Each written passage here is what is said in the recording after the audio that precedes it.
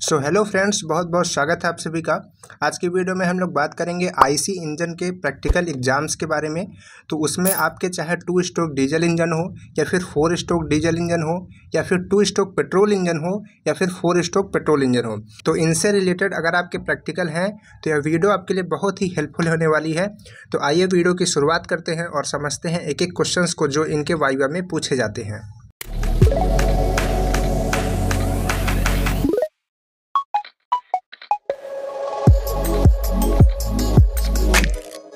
तो फ्रेंड्स, सबसे पहले हम लोग ये समझ लेते हैं कि आईसी इंजन के किस किस टॉपिक से क्वेश्चंस पुटअप होते हैं वाइवा में।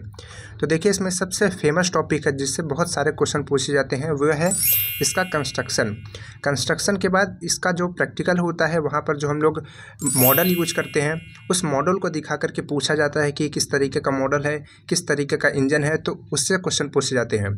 इसके बाद पूछे जाते हैं इसकी वर्किंग वगैरह से क्वेश्चन। तो सारी चीज़ों को बहुत अच्छे से डिस्कस करेंगे। तो आइए सबसे पहले बात करते हैं उन क्वेश्चंस की जो पूछे जाते हैं इसके कंस्ट्रक्शन से। तो फ्रेंड्स, आईसी इंजन के जो चारों इंजन होते हैं, 2 stroke petrol diesel, 4 stroke petrol diesel, इसका जो कंस्ट्रक्शन होता है लगभग काफ़ी चीज़ें सेम होती हैं। तो पहले हम लोग उन क्वेश्चन को समझ लेते हैं जो इसके सेम पार्ट से पूछे जाते हैं। जैसे एग्जांपल के लिए इसका क्रैंक, इसकी कनेक्टिंग रॉड, इन सब टॉपिक से जो क्वेश्चन पूछे जाते हैं उनको पहले समझ लेते हैं। इसमें सबसे पहला क्वेश्चन है कि कनेक्टिंग रॉड कहाँ लगी होती है। तो यहाँ पर एक इंजन का आप डायग्राम भी देख रहे हैं। तो यहाँ पर ये जो पार्ट आप देख रहे हैं ये कनेक्टिंग रॉड होता है। अब इसका आंसर क्या होगा? इसका आंसर होगा कि यह कनेक्टिंग रॉड क्रैंक और पिस्टन के बीच में लगी होती है। देखिए, ये क्रैंक है और ये पिस्टन है, तो इन दोनों के बीच में इसको कनेक्ट करने के लिए लगाया जाता है। इसी वजह से इसको कहते हैं कनेक्टिंग रॉड। अब देखिए, कनेक्टिंग रॉड में 2 हेड होते हैं। एक यहाँ पर होता है बिग इंड, आप यहाँ पर देख रहे हैं बड़ा सा इंड दिख रहा है, और यहाँ पर आप देख रहे हैं स्मॉल इंड होता है। तो इसमें 2 तरीके के इंड भी होते हैं। और आपको यहाँ पर बता दें कि अगर इसके मटेरियल को पूछा जाता है तो इसका मटेरियल होता है फोर्ज स्टील। इसके बाद सेकंड क्वेश्चन है कि क्रैंक का क्या काम होता है। तो देखिए, जब आपसे यह क्वेश्चन पूछा जाएगा तो आप वहाँ पर सीधे सीधे जवाब देंगे कि जो क्रैंक होता है वो रेसिप्रोकेटिंग मोशन को रोटरी मोशन में कन्वर्ट करता है। आप यहाँ पर देख सकते हैं कि जो पिस्टन है वो रेसिप्रोकेटिंग मोशन कर रहा है, यानी कि ऊपर नीचे कर रहा है, लेकिन उसको जो क्रैंक है वो रोटरी मोशन में कन्वर्ट कर दे रहा है, यानी कि देखिए वो रोटेट हो रहा है। तो इसी वजह से कहते हैं कि जो क्रैंक होता है वो रेसिप्रोकेटिंग मोशन को रोटरी मोशन में कन्वर्ट करता है। इसके बाद थर्ड क्वेश्चन है कि फ्लाई व्हील क्यों लगाया जाता है। यहाँ पर डायग्राम में तो आपको फ्लाई व्हील नहीं दिख रहा है, लेकिन आप यहाँ पर देख सकते हैं ये दूसरी इमेज। यहाँ पर इस तरीके से जो मोटा सा वजन होता है इसी को हम लोग कहते हैं फ्लाई व्हील। तो इसका इस्तेमाल क्यों किया जाता है किसी भी इंजन में? तो देखिए, इसका इस्तेमाल इस वजह से किया जाता है क्योंकि जो इंजन होते हैं उसमें कई स्ट्रोक लगते हैं। जैसे कि 4 स्ट्रोक में 4 स्ट्रोक लगते हैं और 2 स्ट्रोक इंजन में 2 स्ट्रोक लगते हैं। तो सभी स्ट्रोक में तो पावर मिलती नहीं है, केवल एक स्ट्रोक में मिलती है, चाहे वो 4 स्ट्रोक हो या फिर 2 स्ट्रोक हो। तो उसके जो बाकी के स्ट्रोक्स हैं उसके लिए पावर कहाँ से इकट्ठा होगी? तो जो फ्लाई व्हील होता है वो पावर को पोटेंशियल एनर्जी के रूप में स्टोर कर लेता है। जैसा कि आप लोगों ने देखा होगा कि कोई वजन चीज़ बहुत तेज़ी से घूम रही है, तो जब उसको बंद भी कर दिया जाता है तो वो काफ़ी देर तक घूमती रहती है। तो उसमें जो एनर्जी स्टोर हो जाती है उसी की वजह से घूमती रहती है। तो यहाँ पर फ्लाई व्हील इसी वजह से लगाते हैं ताकि उसमें एनर्जी स्टोर हो जाए। तो अगर एक स्ट्रोक में पावर तो मिलती है, लेकिन बाकी के 3 स्ट्रोक को कौन घुमाएगा? तो उसमें जो एनर्जी स्टोर होती है उसी की वजह से वो घूमता है। इसके यूज करने का एक कारण और है कि कभी कभी किसी पावर स्ट्रोक में ज़्यादा पावर मिलती है, कभी कभी किसी पावर स्ट्रोक में कम पावर मिलती है। तो इसके यूज करने से इंजन जो होता है एक समान गति से घूमता है। ऐसा नहीं है कि कभी तेज़ घूमेगा कभी स्लो घूमेगा। अगर इसका यूज़ नहीं करेंगे तो जब पावर ज़्यादा मिलेगी तो ज़्यादा तेज़ घूमेगा, जब स्लो मिलेगी तो स्लो घूमेगा। तो इसका यूज करते हैं तो एक समान गति से वो घूमता है। इसके बाद नेक्स्ट क्वेश्चन है कि जो पिस्टन होता है वह किस मटेरियल का बना होता है। इसका जवाब है कास्ट आयरन या एल्युमिनियम एलॉय का। इसके बाद क्वेश्चन है कि पिस्टन रिंग्स होती हैं, उनका क्या काम होता है। तो देखिए, पिस्टन में रिंग्स जो होती हैं 2 जगह पे लगी होती हैं, एक ऊपर लगी होती हैं और नीचे लगी होती हैं। तो ऊपर जो लगी होती हैं उसमें मिनिमम 2 रिंग्स होनी चाहिए। उनका काम होता है कि जो ऊपर गैसेस होती हैं, जहाँ पर आप देख सकते हैं ये जो गैसेस बन रही हैं वो नीचे की तरफ ना जाए, यहाँ पर जो क्रैंक वगैरह है इसके पास में ना जाए।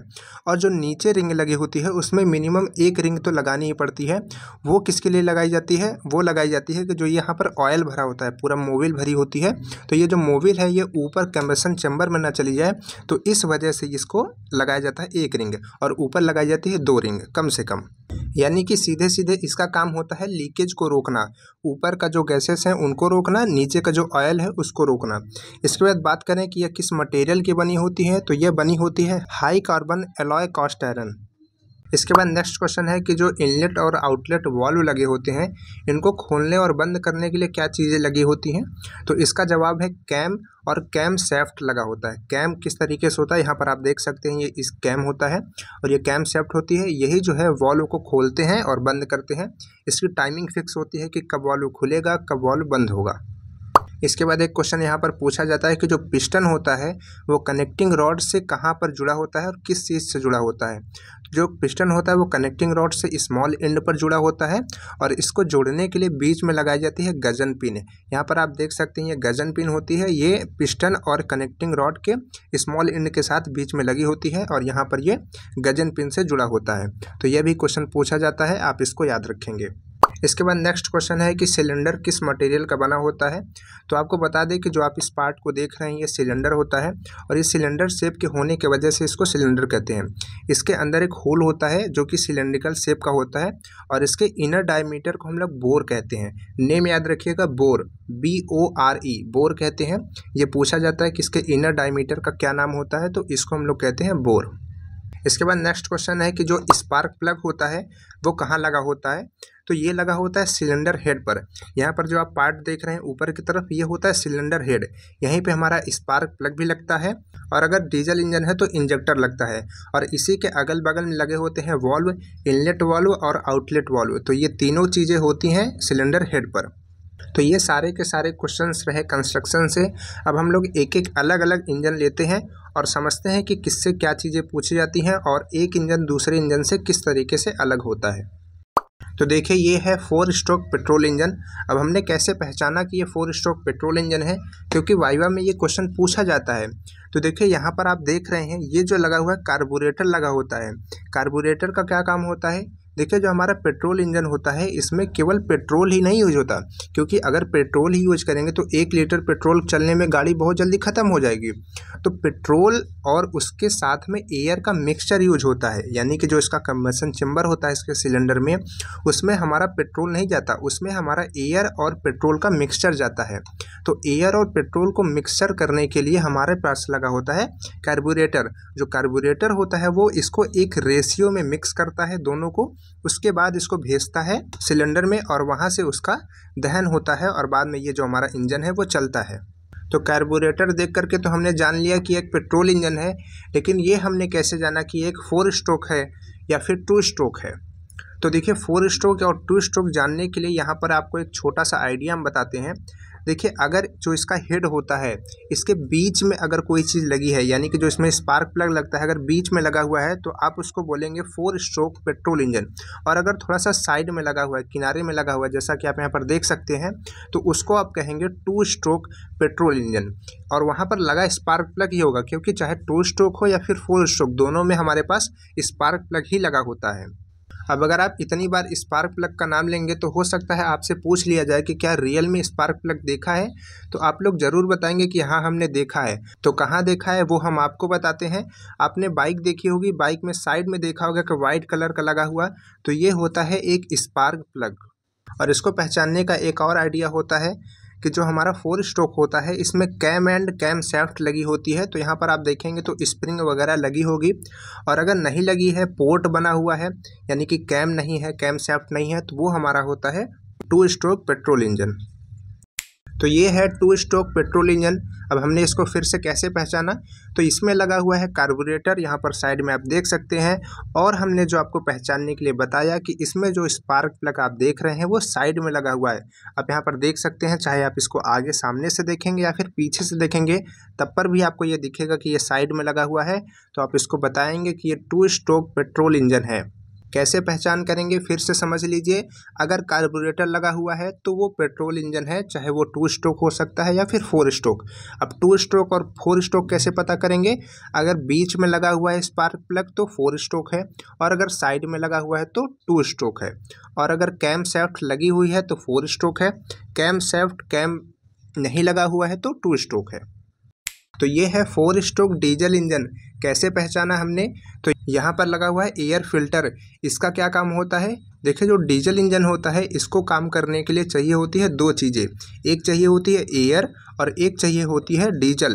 तो एयर जो इसमें चाहिए होता है एकदम साफ साफ एयर चाहिए होता है, यानी कि प्योर एयर चाहिए होता है, और ऊपर से जो इंजेक्टर लगा होता है वहाँ से डीजल आता है। तो अब हमको साफ साफ एयर चाहिए होती है, तो उसके लिए क्या लगाएंगे, उसके लिए हम लोग लगाएंगे एयर फिल्टर। तो इसी वजह से इसको देखिए ऊपर की तरफ किया जाता है। तो आप अगर ऊपर की तरफ जब भी देखेंगे तो आप समझ जाएंगे कि यह एक एयर फिल्टर लगा हुआ है जो कि डीजल इंजन में लगाया जाता है। तो एयर फिल्टर देख करके तो हम ये जान जाएंगे कि एक डीजल इंजन है, लेकिन यह कैसे जानेंगे कि एक 4 स्ट्रोक है या फिर 2 स्ट्रोक है। तो देखिए जो 4 स्ट्रोक होता है इसमें हमने आपको बताया कि इसमें कैम और कैम शाफ्ट होती है, क्योंकि इसमें वॉल्व्स लगे होते हैं। तो वॉल्व को खोलने और बंद करने के लिए कैम और कैम शाफ्ट चाहिए होती है। लेकिन जो हमारा 2 स्ट्रोक होता है उसमें पोर्ट बने होते हैं, बगल बगल में पोर्ट बने होते हैं जो हमारा सिलेंडर होता है। तो उसमें क्या होता है, उसमें ये चीज़ नहीं होती है, जो कैम होता है वो नहीं होता है और कैम शाफ्ट भी नहीं होता है। तो इस तरीके से जो चीज़ें हैं वो आपको नहीं दिखेंगी। और आप यहाँ पर इस चीज़ को भी देख करके पता कर सकते हैं थोड़ा कि जो इसमें इंजेक्टर होता है वो बीच में लगा होता है 4 स्ट्रोक में, और 2 स्ट्रोक में इंजेक्टर थोड़ा सा साइड में लगा होता है, ऐसा कभी कभी दिखता है। तो इन सारे हिंट से आप देख करके पहचान सकते हैं कि ये किस तरीके का इंजन है।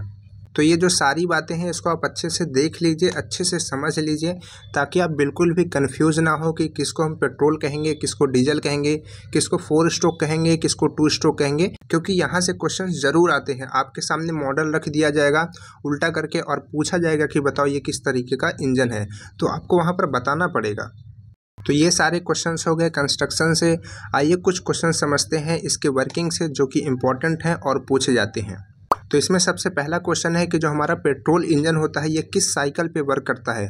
तरह तरह की साइकिल्स होती हैं, आप लोगों ने सुनी होंगी, पढ़ी होंगी। तो उसमें ये वर्क किस साइकिल पे करता है, तो इसका आंसर है ऑटो साइकिल पर। ऑटो साइकिल किस तरीके से बनती है यहाँ पर आप देख लीजिए, इसको आपको पूछा जाएगा तो आप उसको बना भी दीजिएगा कॉपी पर। इसके बाद नेक्स्ट क्वेश्चन है कि जो डीजल इंजन होता है वो किस साइकिल पे वर्क करता है, तो उसका नाम भी डीजल साइकिल ही होता है। तो यह काम करता है डीजल साइकिल पर। यहाँ पर आपको डायग्राम में दिखाया जा रहा है, आप इसको स्क्रीनशॉट कर लीजिए।